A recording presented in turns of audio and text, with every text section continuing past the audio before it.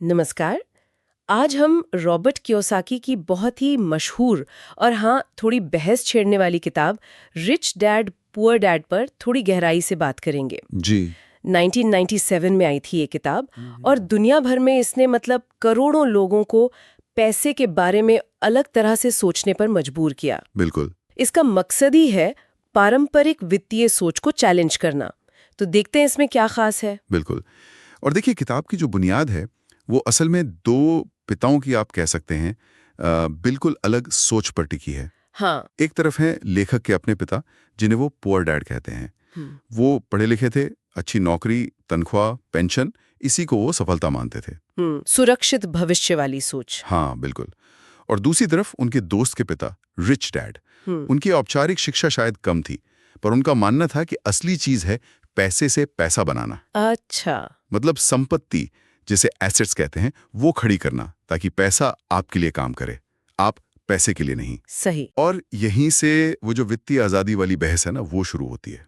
और इसी से जुड़ा शायद सबसे बड़ा आइडिया जो मुझे लगता है किताब देती है, वो है संपत्ति और देनदारी के बीच का फर्क। हाँ बिल्कुल सही। कियोसाकी कहते हैं कि अमीर लोग संपत्ति जमा करते हैं, जबकि बाकी लोग मतलब मध्यम वर्ग और गरीब लोग वो अक्सर देनदारियां खरीदते हैं। हाँ, और कई बार तो ये सोच के खरीदते हैं कि वो संपत्ति है। अच्छा, इसे थोड़ा खोलेंगे, ये संपत्ति और देनदारी का फर्क क्या है उनकी नजर में? देखिए, कियोसाकी की परिभाषा ना बहुत सीधी है। संपत्ति वो है जो आपकी जेब में पैसा डाले। ठीक है। और देनदारी वो है जो आपकी जेब से पैसा निकाले। बस। उदाहरण के लिए जैसे मान लीजिए, आपने घर खरीदा किराए पर देने के लिए, उससे किराया आ रहा है, आपकी जेब में पैसा आ रहा है, तो वो संपत्ति हुई।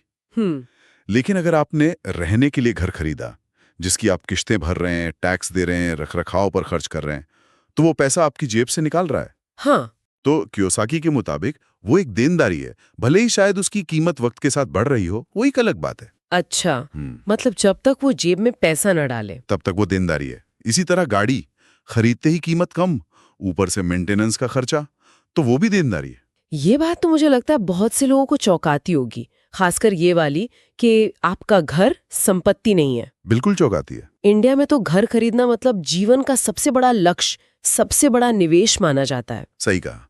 और यहीं पर कियोसाकी का जो नजरिया है वो हमारी पारंपरिक सोच से बिल्कुल टकराता है। उनका तर्क सीधा है, जब तक कोई चीज आपकी जेब में नियमित रूप से पैसा नहीं डाल रही, वो आपको वित्तीय आजादी दिलाने वाली संपत्ति नहीं है। तो फिर वो संपत्ति कैसे बन सकता है उनके हिसाब से? हाँ, अगर आप उसी घर का मान लीजिए एक हिस्सा किराए पर दे दें या उसे बेचकर आप मुनाफा कमाएं, तब वो संपत्ति के गुण दिखा सकता है। लेकिन सिर्फ उसमें रहना और उसके खर्चे उठाते जाना, ये उसे एक वित्तीय बोझ बनाता है। ये जो फर्क है ना एसेट और लायबिलिटी का, ये समझना उनके दर्शन का, उनकी फिलॉसफी का आप कह सकते हैं केंद्र है। तो फिर रास्ता क्या है? अगर नौकरी से पैसा बनाना सीमित है तो क्या करें? यहीं पे शायद वो वित्तीय शिक्षा वाली बात आती है। बिल्कुल। कियोसाकी इसी बात पर सबसे ज्यादा जोर देते हैं कि असली कमी जो है ना, वो वित्तीय शिक्षा की है, फाइनेंशियल लिटरेसी की।